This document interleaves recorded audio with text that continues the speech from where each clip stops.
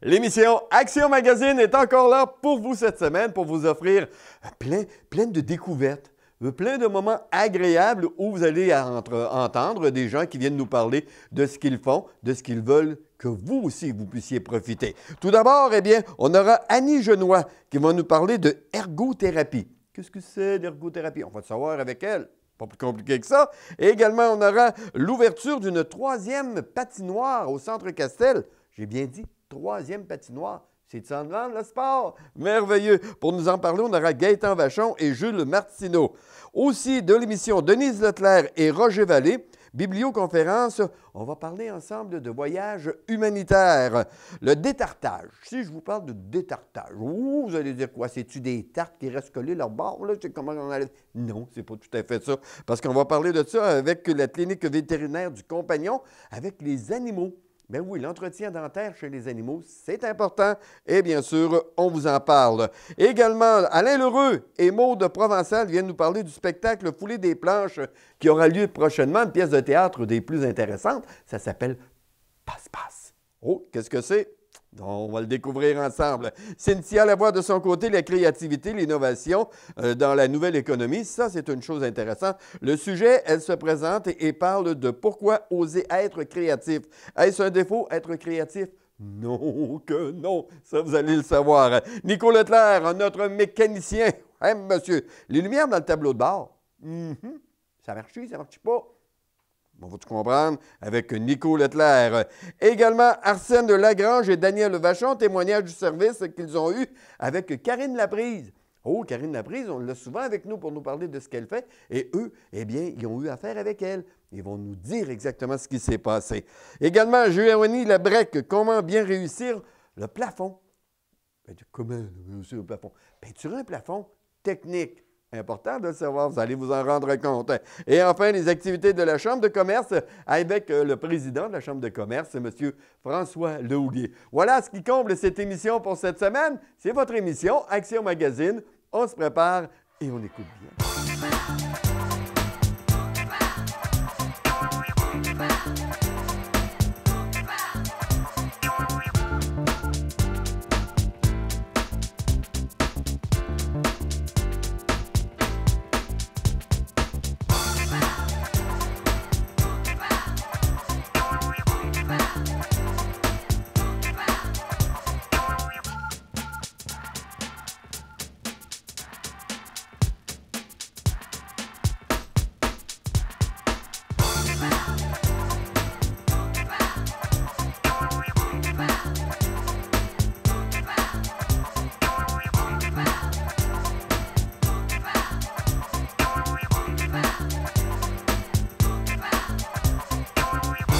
Et c'est parti pour Action Magazine. Comme vous avez remarqué cette semaine, eh bien, Richard ne pouvait être disponible. Alors, on le salue, mais on est persuadé qu'il sera de retour la semaine prochaine, encore plus en forme que jamais.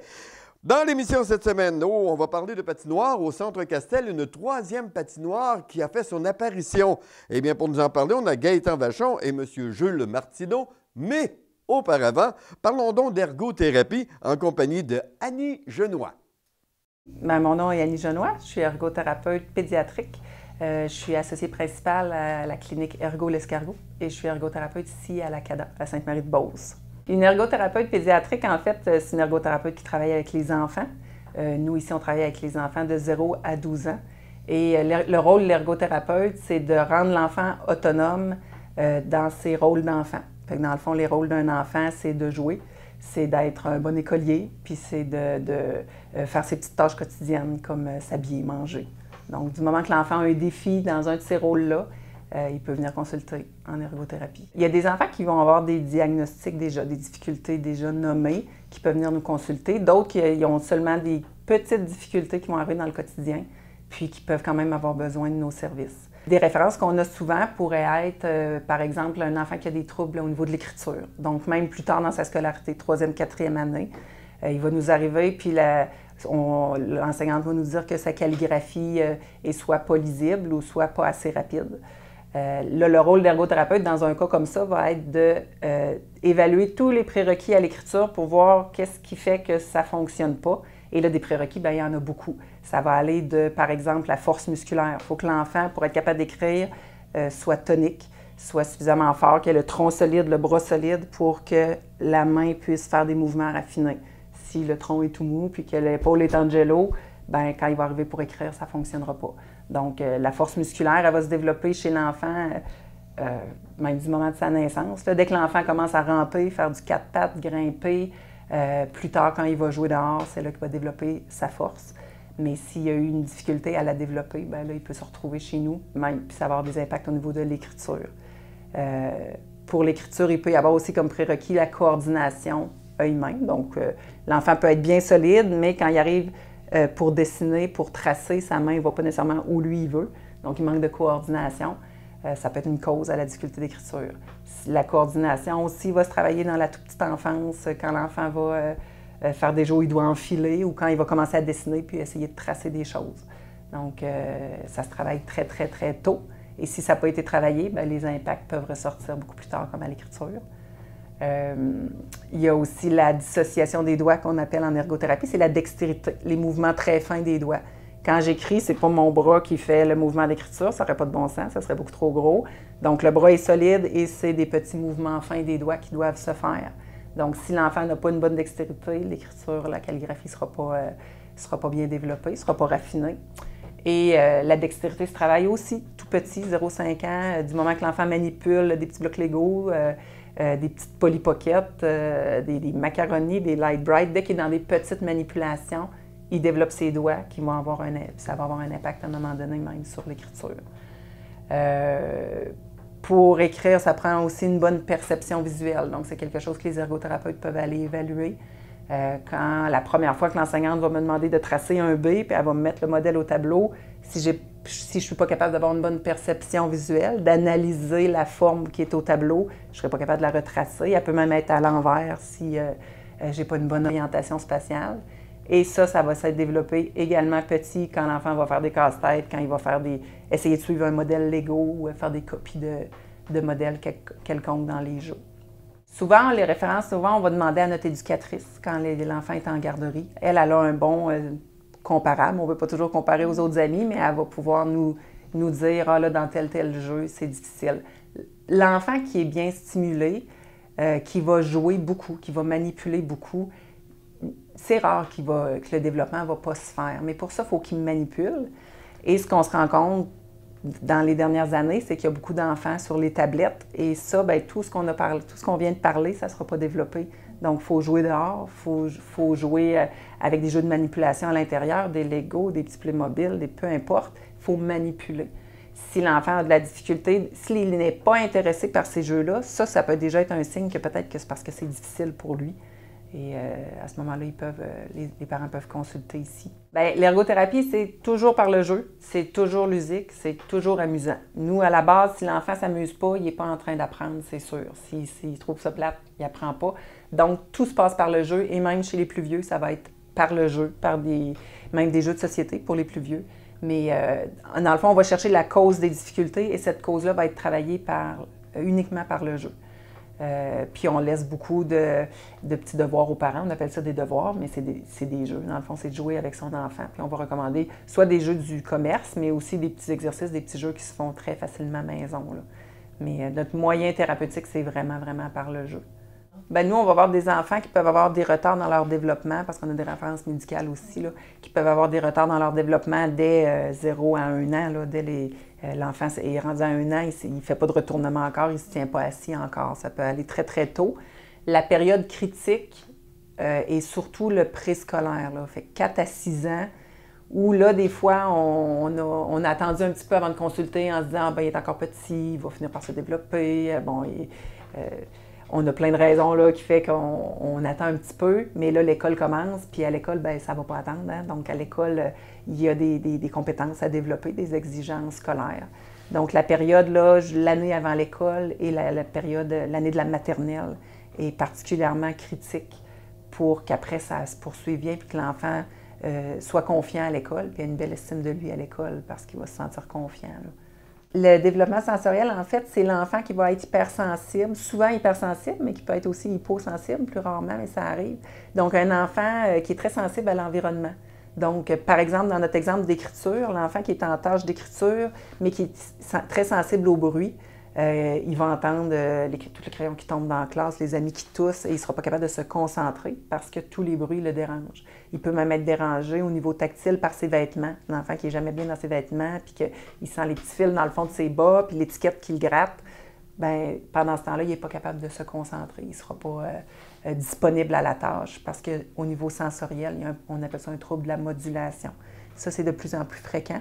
Et c'est une raison que les gens viennent consulter en ergothérapie. Les conséquences sur l'apprentissage, ça va être surtout d'être capable de s'organiser à la tâche, s'organiser en classe, s'organiser dans son matériel et réaliser même les tâches motrices. L'écriture est une tâche motrice au préscolaire, tout ce qui est bricolage, découpage, des conséquences en éducation physique, beaucoup que nous, on va voir s'il y a un manque de tonus ou de planification des mouvements.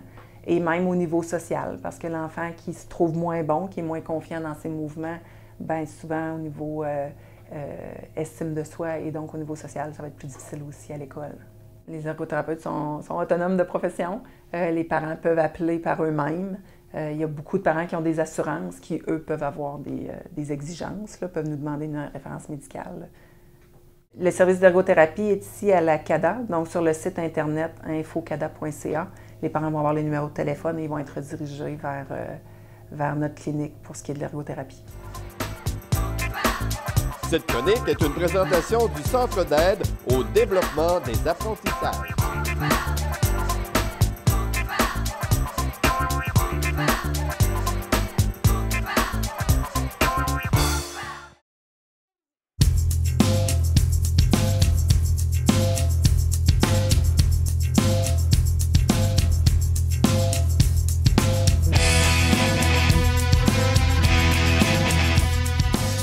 C'est l'inauguration officielle de notre mini patinoire au Centre Castel. Regarde, ça va être un endroit rassembleur pour les jeunes qui jouent un petit peu partout dans l'aréna. Qu'est-ce qu'on veut faire? On veut regrouper les jeunes à jouer dans une enceinte qui va être protégée. Et ça va être plus sécuritaire aussi pour les spectateurs qui vont se promener à le Centre Castel. Comment est venue l'idée? L'idée est venue, il faut être honnête, au Stade Onco, ils en ont eu une. C'est là que je l'ai vue, moi. Et aussi, pour avoir vécu depuis 5 ans ici, avoir vu tout le monde jouer un peu partout. Alors, à un moment donné, ça a été un déclic. J'ai dit, on va les ramener dans un seul et unique endroit. C'est plus sécuritaire pour tout le monde parce que je voyais des games, des fois, des parties du senior, du junior, surtout à l'autre bout de la patinoire, à l'opposé de ce qu'on est ici. On voyait passer une balle, on voyait passer une rondelle molle. Puis c'est plus sécuritaire, c'est beaucoup plus plaisant qu'une petite patinoire. Bien, écoute, ça va servir d'animation, ça va servir, comme je vous l'expliquais tout à l'heure, très important d'essayer de regrouper nos jeunes qui jouent à la balle à l'intérieur de la glace qu'on vient de faire. Parce que n'avoir à grandeur dans l'hall d'entrée, ça fait pas très bien. Puis c'est pas, comme je vous disais tout à l'heure, c'est pas très sécuritaire. Alors, c'est des mini-hockey. Au Pro Shop, ils en vendent. Mais la plupart des jeunes en ont. Mais s'ils n'en ont pas, au Pro Shop, ils en vendent. Ils vont en avoir pas cher. Puis, on en a quelques-uns ici, mais il n'y en aura peut-être pas pour les 10 ou 12 qui seront là en même temps. Ben, les règles sont simples. C'est du hockey, 2 petits buts, une balle, des mini-hockey. C'est 5 contre 5. C'est en pied de bas. Ils n'ont pas le droit en pied de bas. C'est sûr, pas de chaussures quand je dis en pied de bas. Et ils n'ont pas le droit de rondelle, c'est une balle. Oh, ça va varier. Écoute, c'est pour nos jeunes, nos tout jeunes, aller. Écoute, on espère pas avoir d'adultes, mais pour les jeunes, là, écoute, c'est nos bouts de choux qui sont à peu près jusqu'à 12-14 ans. Aussitôt que l'aréna est ouverte, que la patinoire ici est ouverte, tout le monde a accès à venir. Aussitôt que les lumières sont ouvertes, les jeunes ont accès. J'ai même vu des étudiants sur l'heure du midi, des étudiants du secondaire à 13-14 ans venir ici s'amuser. C'est sûr qu'on a jeté un œil, on ne voulait pas qu'ils ouvrent tout ça à l'envers. Comme Gaétan disait, ça s'adresse surtout à une clientèle de tout petits, 3, 4, 5 ans. On peut aller jusqu'à 10, 12 ans. Parce que la patinoire n'est pas très grande, elle mesure 12 par 30. Fait que c'est très restreint. On vous invite de venir pour la fin de la saison, à venir vous amuser dans la nouvelle mini patinoire du Centre Castel. Je pense que ce qui est important, qu'est-ce qu'on va essayer d'éviter, comme Jules vous disait tout à l'heure, on veut que les jeunes soient regroupés à un endroit, au point de vue sécurité, que nos gens s'amusent, Puis nous, à la ville, avec nos infrastructures, on va être capable de s'en servir à différentes activités.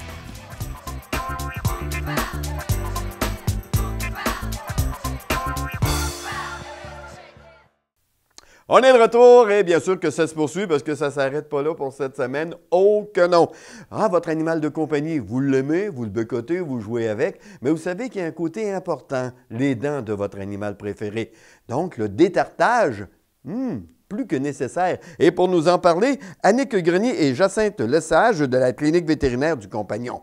Mais auparavant, si on parlait de biblioconférences et de voyages humanitaires, oh boy, qu'est-ce que c'est? Qui est-ce qui va nous en parler? Eh bien, allons rejoindre Denise Leclerc et Roger Vallée.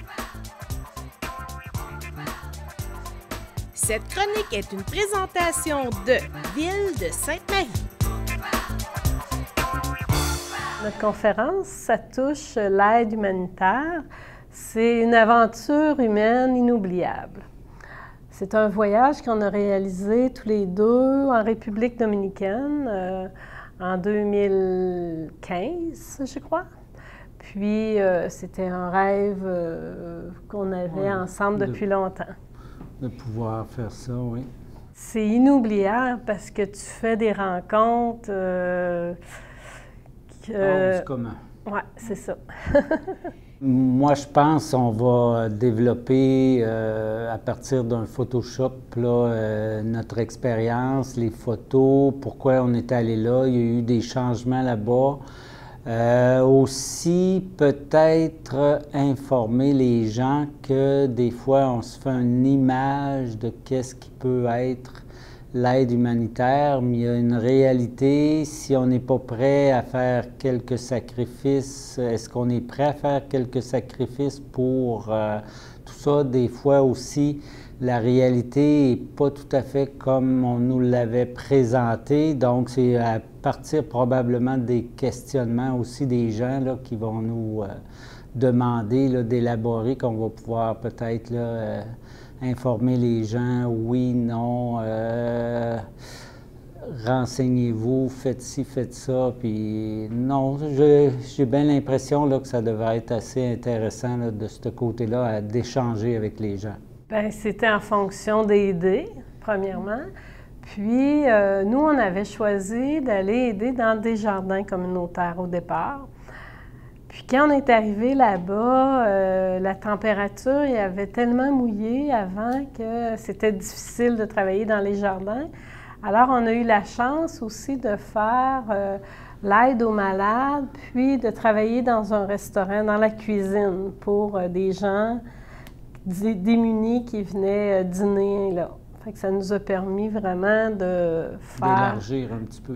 Oui, d'élargir notre expérience. Il y a des gens qui, ça fait probablement longtemps qu'ils se posent des questions sur voyager, mais pas juste voyager puis s'étendre sur le bord d'une plage ou tout ça. Donc, ils voudraient combiner une œuvre humanitaire avec un voyage. Ben, c'est la discussion fait que peut-être approfondir un petit peu, là, cibler un peu les besoins, puis tout ça, qu'est-ce qu'ils vont chercher là-dedans, là, puis c'est plus, moi, je vois l'échange, parce que les gens qui vont venir, c'est des gens, soit qui l'ont déjà fait, ou qui sont en préparation, ou que ça les intéresse de le faire dans le futur, donc c'est... Ça peut être des jeunes comme des plus âgés, en fin de compte, c'est toutes les générations, selon moi, là. Donc, on vient visiter à la bibliothèque Honorius Provost. On s'adresse au personnel qui va soit inscrire ou sur le site de la ville au niveau des conférences là, qui sont disponibles, là, pouvoir des mardis conférences. Les mardis conférences, oui, c'est ça. Donc, les gens, les deux endroits là, vont pouvoir prendre les inscriptions. Faire les inscriptions. Ça va avoir lieu à la bibliothèque de Sainte-Marie le 14 mars à 18h30 jusqu'à 20h, avec beaucoup de photos puis des questions. Cette chronique est une présentation de Clinique vétérinaire du Compagnon.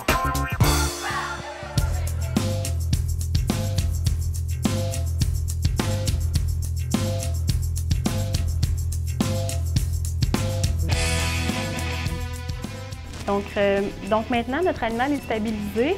On lui a installé son brassard pour prendre sa pression sanguine là, tout au long de l'intervention. La sonde de température aussi pour suivre sa température tout au long parce que quand ils ne bougent pas, ils ont tendance à diminuer. Donc on s'assure qu'elle soit dans la chaleur le plus possible. Donc on débute toujours avec un examen sommaire. Donc la technicienne fait l'examen sommaire, mais c'est toujours supervisé par la vétérinaire. Tout au long de l'anesthésie, la vétérinaire vient régulièrement voir, s'assurer que tout est correct en fait. Donc l'examen sommaire, ça consiste à vérifier s'il manque des dents à l'animal. Regarder s'il y a des lésions visibles au premier coup d'œil. Puis ensuite, on fait le détartrage. Donc le détartrage va se faire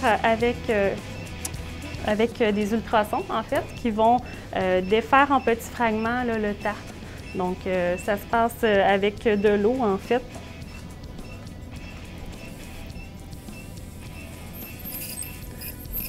Donc on va aller retirer là, tout le tartre qu'il y a sur ses dents. Jusqu'à temps que le ménage soit fait au complet. Et ensuite de ça, la vétérinaire va venir faire un examen là, plus approfondi des dents, de toute la gueule de l'animal aussi. L'examen vétérinaire consiste à vérifier d'abord l'état de la gueule, voir s'il n'y a pas, par exemple, de tumeur ou de masse au niveau des gencives ou, par exemple, la langue, parce qu'il est possible à ce moment-là qu'on ait des tumeurs associées ou des lésions herpétiques ou des gingivites chroniques. Alors, on regarde l'état des gencives aussi, ça, ce qui est important. Donc, si les gencives sont plus rouges, il faut le noter sur la charte. Chaque dent est vérifiée. Et aussi, on vérifie, voir si on ne sent pas d'espèce de lésions au niveau de la couronne. Alors, ça, ce sont des lésions résorptives. Et dans le cas de Dune, tout est beau. Là, on voit que chaque dent ici a du tartre, mais on ne sent pas vraiment de lésions comme telles. Alors, toutes les dents de chaque côté, en haut et en bas, vont être vérifiées. On va noter aussi, comme disait tantôt Annick, la présence ou l'absence de dents. Et aussi, on vérifie s'il y a ce qu'on appelle des poches.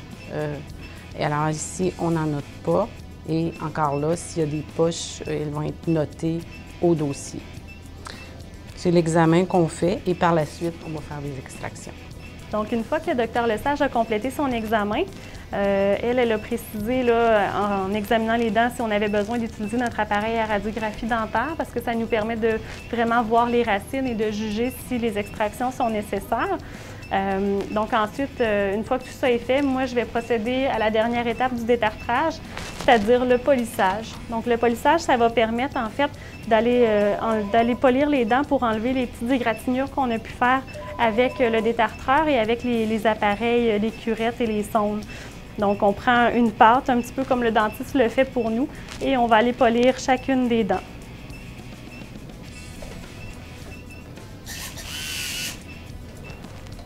Donc, ça va permettre de s'assurer qu'on garde les dents les plus saines possibles.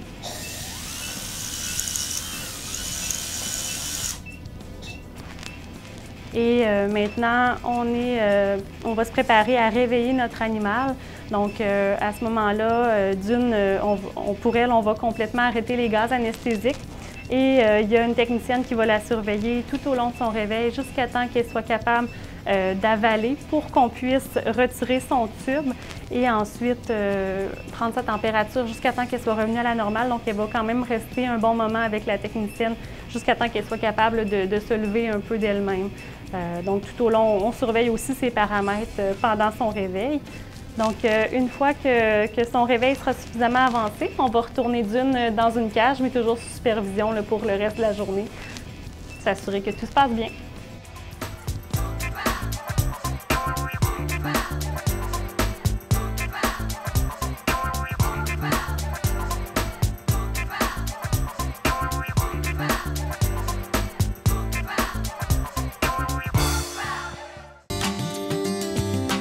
Lumière du monde, c'est un message d'espérance pour notre monde. Toutes les semaines, nous vous présentons différents visages de l'Église catholique de Québec et de son héritage bâti dans la foi. Venez voir comment le Christ change des vies. Sous forme de reportages, d'entrevues, de témoignages, cette émission se veut une lumière sur les questions d'aujourd'hui et les préoccupations de notre monde.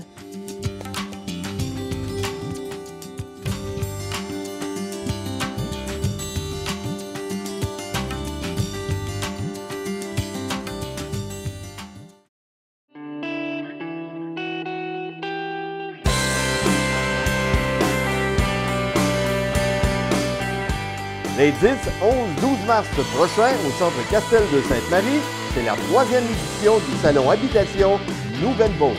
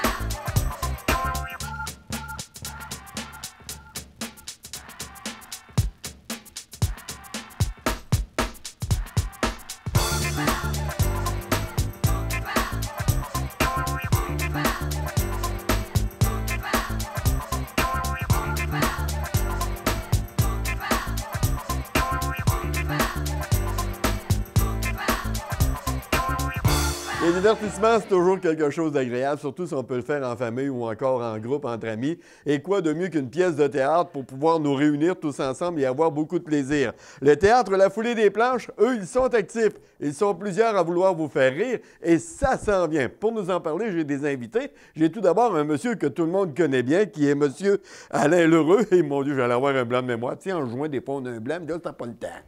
Hein? Salut Serge. Salut Alain, ça fait plaisir de te voir. Et vous n'êtes pas seul, vous êtes accompagné. Oui, il me fait plaisir de te présenter. Une personne qui a joué cet été avec moi à Saint-Séverin au Cheval à Méo, oui. Maude Provençal, qui est dans la troupe de théâtre depuis au moins 8 ans. C'est-à-dire que la troupe va jouer sa 8e pièce cette année. Oh boy, ça va vite déjà. Ah, ça part avec une petite idée, hein? On essaye tout ça, on le fait dessus, oui, puis après ça, c'est parti. Boum! Ça connaît beaucoup de succès à date et ça va se poursuivre parce que présentement, vous êtes à vous préparer, fignoler pour les dernières choses, pour nous présenter Passe-Passe. Passe-Passe. Alors, mais qu'est-ce que Passe-Passe? C'est une pièce de René Gay. Oui. Alors, René a écrit, on ne sait pas qu'est-ce que Passe-Passe veut dire. Okay. Mais on peut s'imaginer que peut-être que c'est quand on passe les spaghettis pour enlever l'eau. Oui, on met ça dans le passe. Quelqu'un qui veut faire de l'argent veut faire de la passe. Passe-Passe, tenez-vous bien là, Serge, c'est une famille italienne qui vit à Saint-Adéar en 1990. Oh boy! Oui. On a quasiment connu ça, des choses pas loin de nous autres de même. Et puis là, on amène des anecdotes.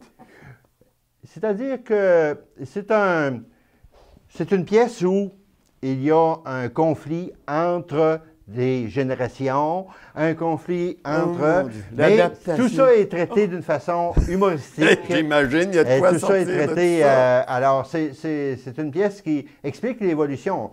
En 1990, il y avait encore des gens qui étaient selon certains principes. Oui. Alors, quand le fils arrive avec sa nouvelle flamme... ça cause un peu un émoi dans la famille italienne. OK. Il y a des surprises tout le long, j'imagine.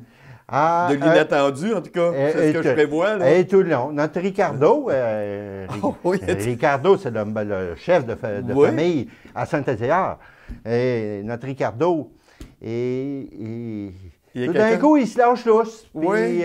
il va nous chanter « Au Sole Mio ». Oh, boy! Il y a du chant en plus à Il y a du l'intérieur. chant. Alors, il faut dire que non seulement il y a du chant, mais il y a de la danse. En plus? On a eu la Mon chance, Dieu, on a la chance d'avoir la collaboration de Lise Seriani pour nous aider à monter la boy. danse. Vous êtes allé chercher quelqu'un de ferré pour vous aider, là. Oui. On s'entend, là. Et Rachel Thibodeau nous aide pour le Au Sole Mio, justement. OK. Mais il y a de la danse québécoise aussi, avec des chansons, des bonnes chansons canadiennes. Oui. Et tenez-vous bien, qui va chanter la chanson canadienne? Est-ce qu'on va le savoir ou on va Quelqu'un le qui est découvrir? connu dans la région, M. Jean-Marc Labbé. Ah oui? Alors, ça devrait être spécial. Et ça va être tout au long comme ça. Il va y avoir, en plus de la danse, de la musique, et il va y avoir aussi des ombres chinoises. Parce que... Ah, ben ça m'impressionne, ces choses-là, par exemple. Je ne sais pas qui vous a montré à faire ça, qui a montré à qui, mais j'ai vu un spectacle d'ombres chinoises et je dois dire que c'est tout simplement merveilleux. C'est incroyable de voir ce qu'on peut faire avec nos mains. Ouais, en vérité, on est en train de l'apprendre. Oui? Ah non, mais c'est quelque chose. Avouons-le, là. Avec notre ami Richard Savoie qui va s'occuper de l'éclairage, je pense que ça devrait être très beau. Hey, j'imagine, oui. Et, ça me donne le goût, ça. J'espère que les gens à la maison qui nous entendent, c'est la même chose. Puis en parlant de goût, ben, vu que ça va vite, il faut parler. Quand les billets seront disponibles, on se doit de le faire. Oui, bien, les billets sont présentement disponibles auprès des comédiens de la troupe. Ils sont 13 cette année. C'est beaucoup de monde. On va le dire vite, les noms. Il y a Michel Desautels, Christine Plourde, Jean-Marc Labbé, Catherine Allen, René Gay, Adèle Rosamat, Cathy Poulain, Jordan Jallet, France Letourneau, Diane Douanu, Simon Chamberlain, Anaëlle Poulain, puis Claudie Pouliot-Rousseau. Hey, c'est du monde, ça, là. C'est du monde. Alors, Adèle et Claudie, ce sont des adolescentes. C'est la première fois dans la troupe qu'on a des adolescentes. Plus jeunes. Et puis, alors, on a des gens de haut de 70 à partir de 13 ans. Alors, 13 comédiens dans 14 rôles différents.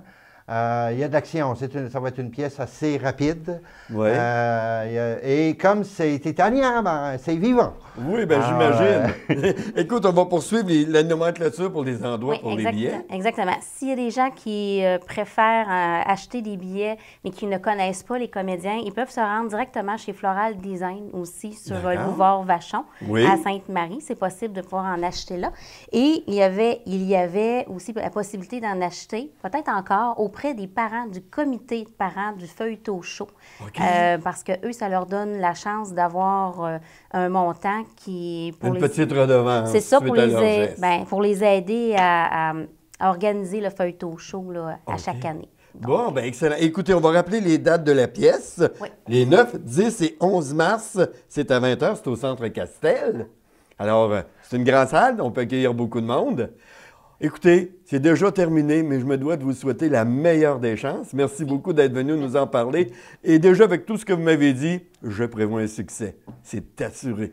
Puis, au salamillo, bio, puis cling. On fera la passe-passe. Merci beaucoup. Bye-bye.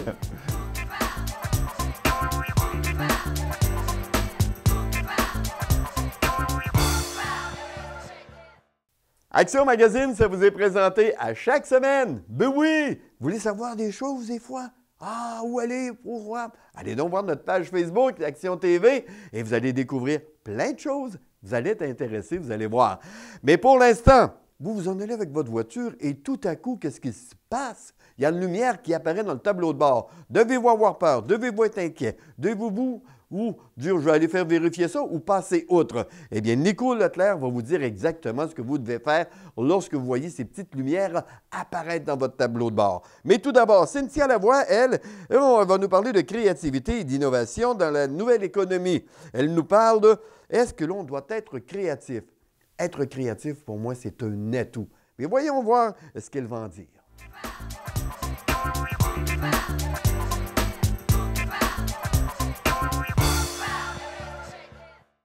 Aimeriez-vous que votre entreprise se démarque de ses concurrents? Aimeriez-vous être un meneur dans votre marché? Saviez-vous que la créativité et l'innovation sont des moyens pour vous aider à atteindre ces objectifs? Je me présente, Cynthia Lavoie, experte en créativité et innovation. Aujourd'hui, c'est la première d'une série de capsules que je vous fais parvenir pour mieux connaître la créativité et l'innovation, ainsi que les astuces à mettre en place pour devenir plus créatif et innovant comme entreprise. Pour ceux qui ne me connaissent pas, personnellement, pendant plus de 15 ans, j'ai travaillé en entreprise et j'ai réalisé que beaucoup de gens n'utilisaient pas leur créativité ou voulaient tout simplement pas sortir de leur zone de confort. Suite à ça, j'ai décidé d'approfondir mes recherches et d'essayer de découvrir quelles sont les stratégies de ces entreprises-là qui sont créatives et innovantes. Ce que j'ai découvert est vraiment intéressant et je suis certaine que vous allez trouver votre compte en écoutant les prochaines capsules ainsi que celle-ci.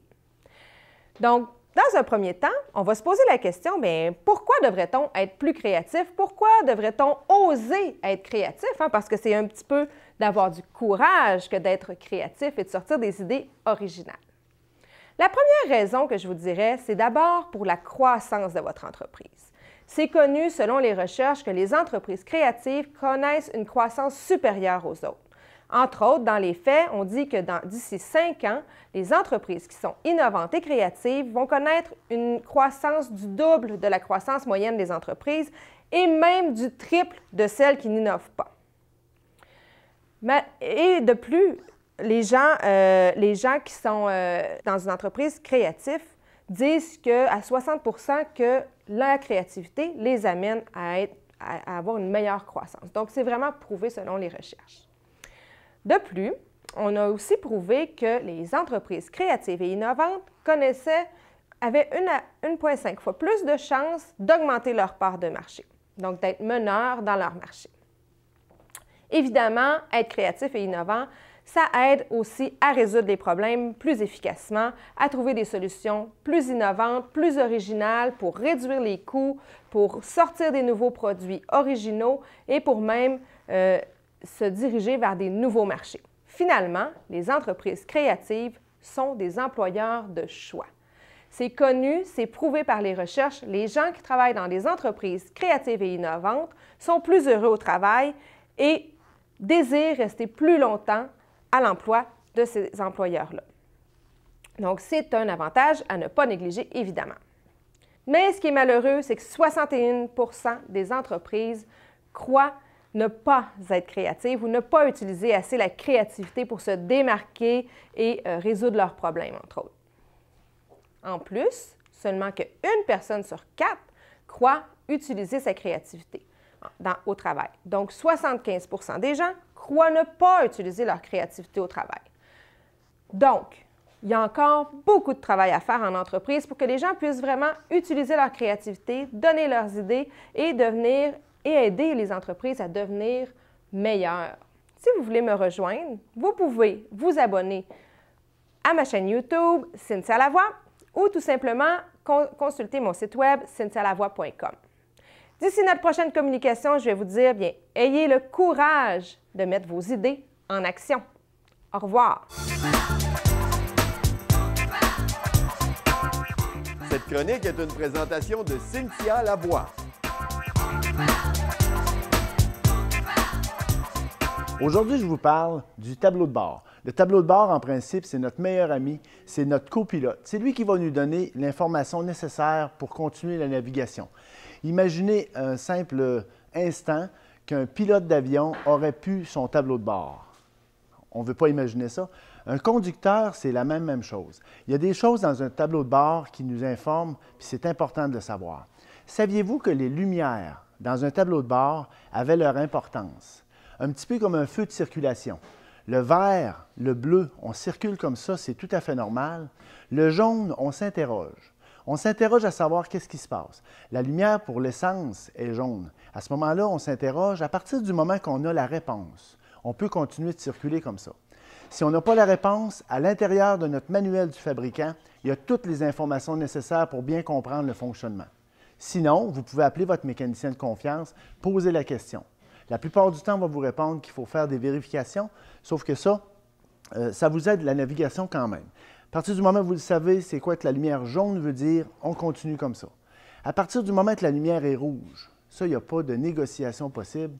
C'est du danger pour vous, du danger pour les autres ou du danger pour votre portefeuille. Je m'explique. Si la lumière à l'huile du moteur est allumée, de circuler comme ça, c'est de jouer carrément avec votre argent. OK? Il faut faire attention à ça. Alors, le tableau de bord va vous aider à vous dire comment réagir, sinon, appelez un mécanicien de confiance. La lumière Service Engine Zone, c'est une lumière qui est jaune. La plupart du temps, les gens font vérifier. Certaines fois, on se fait dire que c'est pas grave, on peut rouler comme ça. Certaines autres fois, il faut faire des vérifications. Est-ce que je suis pour ou contre ça? Peu importe. Moi, je vous dis, si vous avez fait vérifier votre lumière Service Engine Zone, puis votre mécanicien de confiance vous a dit que ce n'était pas grave, c'est parce qu'il l'a vérifié, il sait qu'est-ce qui se passe avec ça. Le problème avec cette lumière-là, c'est qu'elle peut allumer pour plusieurs raisons.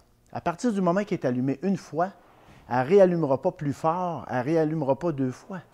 Vous ne le savez pas si l'auto veut vous envoyer un signal d'une autre difficulté. Un conseil que je pourrais vous donner, la plupart du temps, c'est de tenir les lumières du tableau de bord le moins allumées possible. On s'entend que Noël, c'est une fois dans l'année. Le restant, ce ne serait pas supposé avoir plein de lumière comme ça. Mais si vous avez décidé, par rapport à l'âge du véhicule, par rapport à l'investissement que ça demande, de garder cette lumière-là allumée, mettez-vous peut-être une date d'agenda à faire vérifier ce qu'il y a dans le système informatique de votre véhicule 1 fois ou 2 fois par année, pour savoir s'il n'y a pas d'autres problèmes qui se sont ajoutés, des problèmes plus coûteux.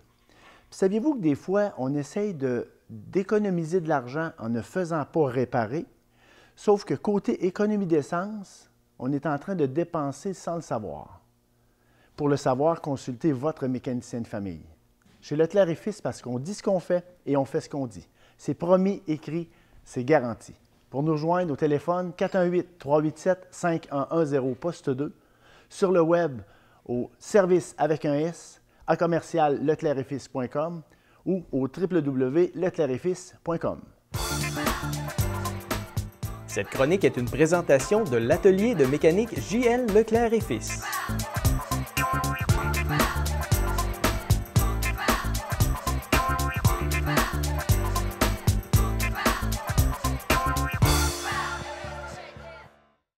L'équipe de la télévision locale vous invite à consulter son site Internet. Vous y retrouverez des informations sur les produits, les services, les émissions et la programmation. Une chaîne locale, exclusive et conçue pour vous. Téléaction.tv.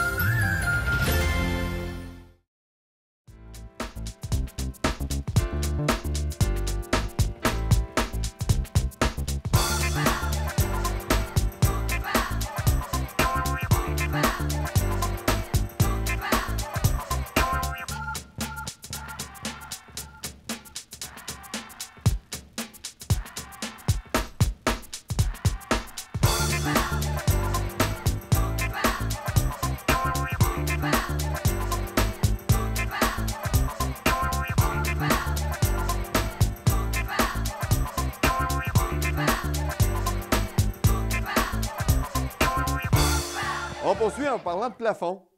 Ben oui, c'est le top du top de l'émission.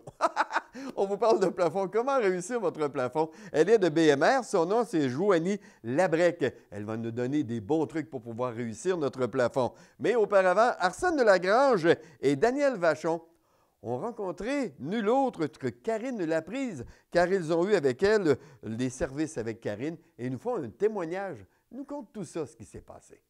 Mon père fait d'Alzheimer. Donc, moi, je suis seule. J'ai une sœur qui reste à Toronto, donc j'étais seule à m'en occuper.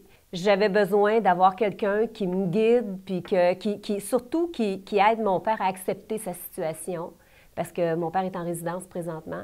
Fait que nous, on n'utilisait pas nécessairement la bonne façon, on ne posait pas nécessairement les bonnes questions. Fait qu'avec Karine, ben, c'est là qu'on a appris de quelle façon lui parler, quelles questions lui poser pour l'emmener à être bien. Mais il y a beaucoup d'interactions. Alors, ce qu'elle fait, c'est qu'elle va lui poser des questions pour l'emmener à faire un travail au niveau de sa mémoire. Elle n'est pas là seulement pour s'asseoir à côté puis jaser de tout et de rien.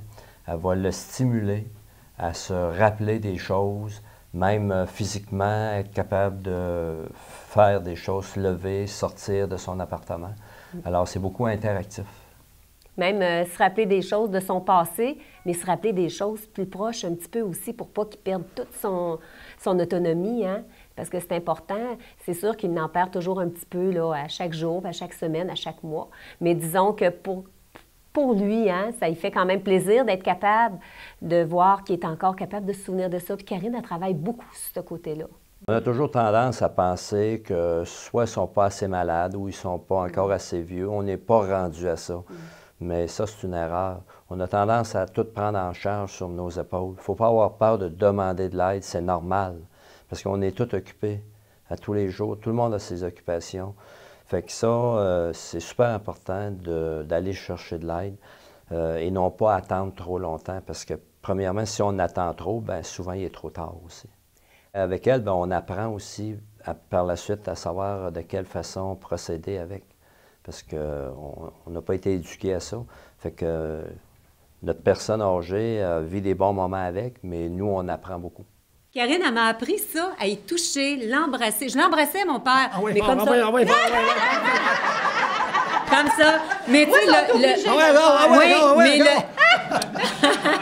Karine est très humaine. Et puis, je pense qu'elle a le tour de rendre ça simple. Puis rendre la personne à l'aise, puis elle se fait aimer par la personne aussi. Puis le contact aussi qu'elle peut avoir avec la personne, moi, ça m'a vraiment marqué, ça. Et puis, mon père, il l'a adopté tout de suite. Ça n'a pas été long que... je pense qu'il avait hâte qu'elle arrive, même s'il n'était pas toujours conscient, là. Bien, tu sais, mon père n'est pas avancé comme il ne se souvient plus de rien. Il ne se souvient plus peut-être quand elle a parti, là, il ne s'en souvient plus. Mais quand elle arrive, bien c'est sûr qu'il la reconnaît tout de suite, puis il est content. Mais quand Karine s'occupe d'une personne âgée, c'est une autre personne. C'est pas la même Karine qu'on connaît à tous les jours. Là, c'est là qu'on se rend compte qu'elle est vraiment passionnée de ce qu'elle fait. Puis c'est comme une nouvelle personne, puis c'est vraiment dans son élément. Les services Karine Laprise. Bonjour, Joanie Labrec pour le BMR Sainte-Marie dans le département de décoration. Alors aujourd'hui, je vais vous parler des règles d'art pour l'application de la peinture au plafond pour avoir un beau plafond bien lisse.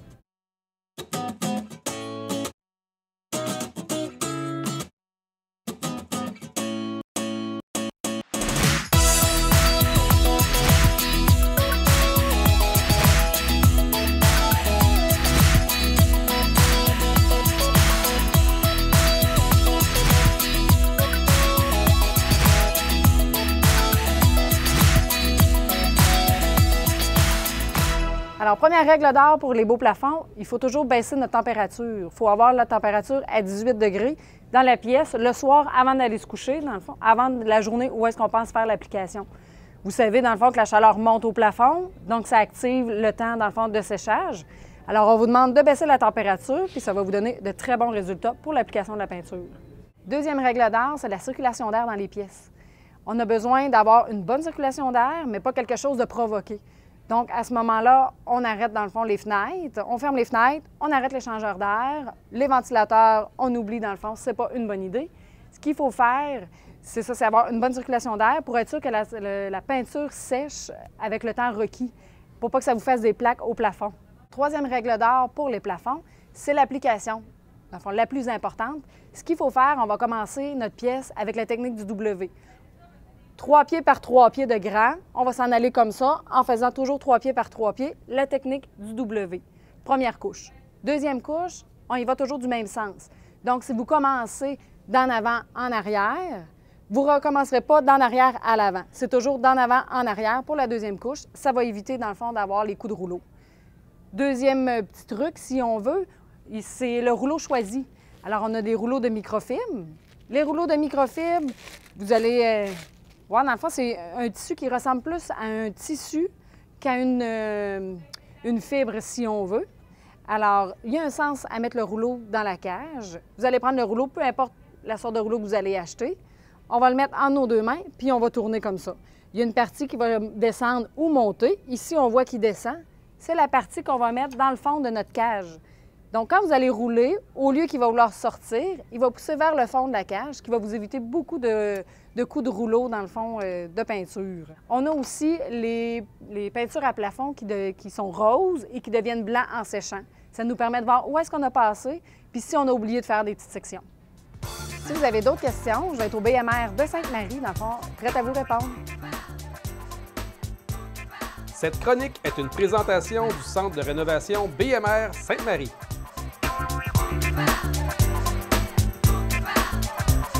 Encore une fois, la Chambre de commerce a un président qui est très actif. Et il ne passe pas à côté de la coche du tout parce qu'il est vraiment actif. François Laulier, allô? Bonjour Serge. Comment va? Ça va très bien, toi? Oui. Tu as le temps de te reposer des fois, François? Ah oui, une fois de temps en temps. Une fois de temps en temps, hein? C'est bien ce que je pensais. Écoute, on va tout de suite sauter sur des sujets qui m'intéressent beaucoup parce que vous avez, par cette année, parti une chose qui, en tout cas, pour moi, est incroyable d'y avoir pensé, le réseautage là, des gens qui se réunissent. Bien, c'est qu'à chaque mardi matin, on fait un groupe de réseautage, ça se passe à la Barbac.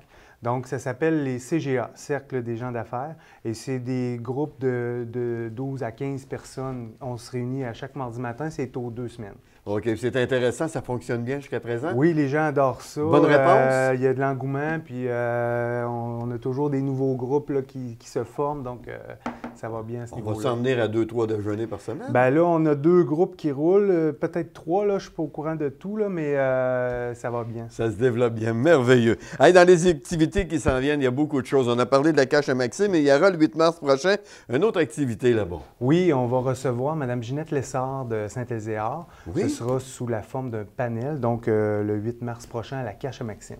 OK, le sujet qui sera abordé, est-ce que vous en avez une idée? C'est dans le cadre de la Journée internationale de la femme et on va regarder plutôt sous l'œil d'une femme qui a vécu en agriculture. OK, ah ben, ça va être intéressant. Oui. Oui, j'imagine. En tout cas, le 12 avril, il y aura un déjeuner de conférence avec Hugo Girard. Oui, Hugo Girard, qui est le porte-parole de BMR, qui va nous faire déjeuner sur la force du dépassement. On sait que... La force du dépassement, c'est un jeu de mots, ça? Non, bien, la force, on sait que lui, là, à un certain moment donné, c'était l'homme le plus fort du monde. Il a gagné des compétitions. Oui, que j'ai suivi d'ailleurs. On a d'affaires à écouter. Je vous montrais comment lever les poids. Hein? Oui.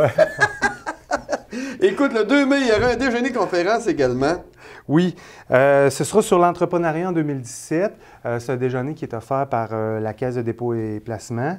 On va en profiter pendant ce déjeuner-là pour faire une belle place à nos ados entrepreneurs ou les ados qui sont des enfants de nos entrepreneurs. Donc, n'hésitez pas à les amener avec vous lors de ce déjeuner-là le 2 mai. Est-ce qu'il y a de plus en plus de jeunes qui semblent s'intéresser à ça? Parce qu'on regarde, puis on écoute, puis on observe que de plus en plus, on incite les jeunes à aller plus vers une éducation où on apprend à compter également, chose qui a peut-être malheureusement été mise de côté à une certaine époque. Et là, on revient, je trouve, beaucoup à ce niveau-là. C'est que les jeunes vont avoir moins peur de se lancer en affaires, peut-être. Oui, c'est une tendance qu'on sent. On va voir plus la fibre, parce qu'on dirait que ça a été une époque où les gens avaient pas beaucoup d'études, mais beaucoup d'idées. Ah oui. Où ça a fait grandir le Québec. Avouons-le, c'est des idées qui nous ont fait grandir. Ben oui. Puis que par la suite, on dirait qu'il y a eu comme un petit temps mort. Et que là, ça revient pour dire à nos jeunes, hey, vous avez des idées, là, c'est le temps. Ah oui. Puis si la Chambre, on peut contribuer à donner un peu l'éveil à ces jeunes-là, ben ce sera un gros plus. Bien, j'imagine.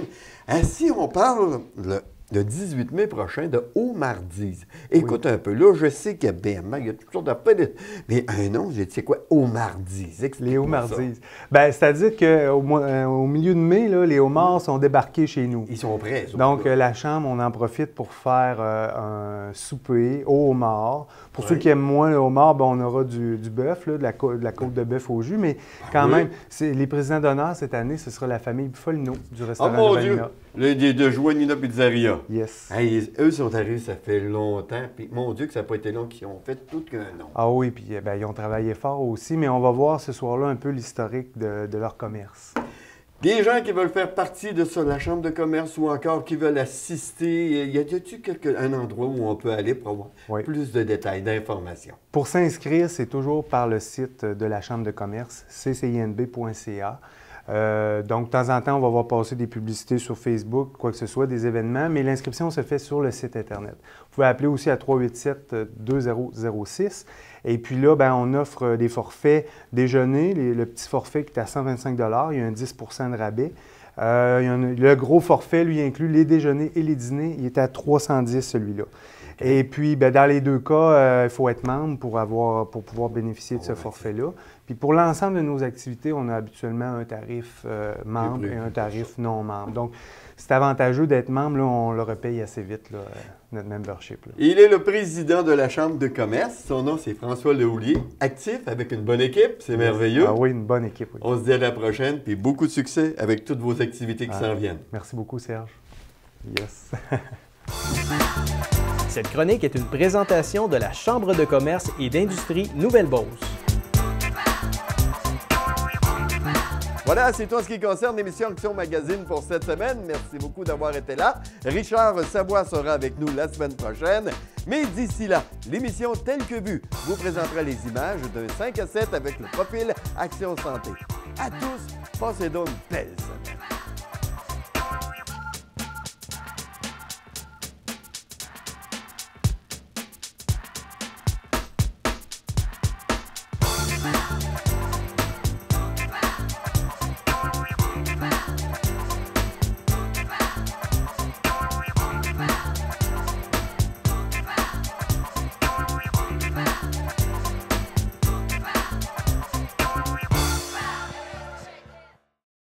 Un tout inclus à l'année pour votre retraite, ça vous tente?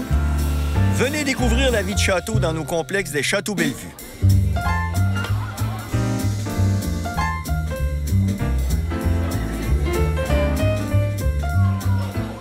Un complexe pour retraités réellement tout inclus et très accessible.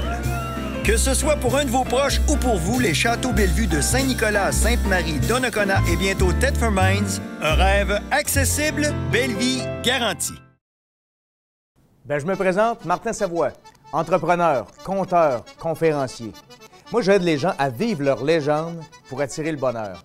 Et j'ai l'occasion, en collaboration en fait avec Câble Action, de vous présenter des émissions sur vivre sa légende pour attirer le bonheur.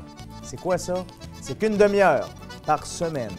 Je vous offre la possibilité de connaître quelqu'un qui vit sa légende, donc qui est en cohérence avec qui il est vraiment, qui est inspirant, qui a, par le fait même, attiré le bonheur dans sa vie, qui rayonne pour l'attirer pour les autres.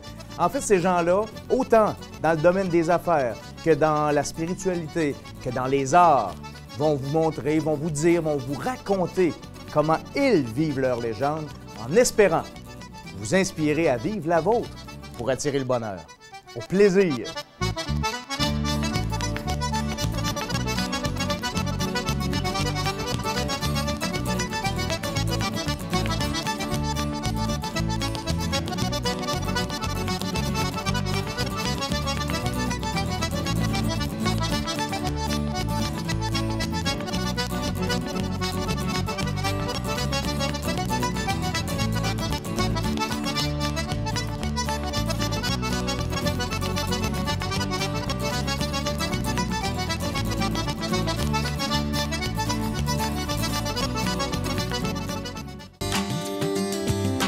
Lumière du monde, c'est un message d'espérance pour notre monde.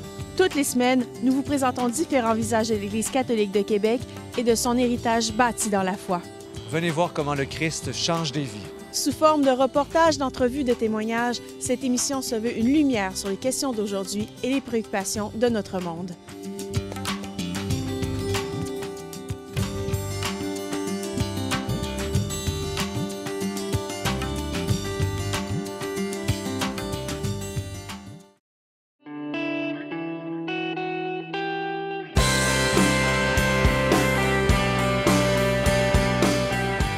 Les 10, 11, 12 mars prochains, au Centre Castel de Sainte-Marie, c'est la 3e édition du Salon Habitation Nouvelle-Beauce.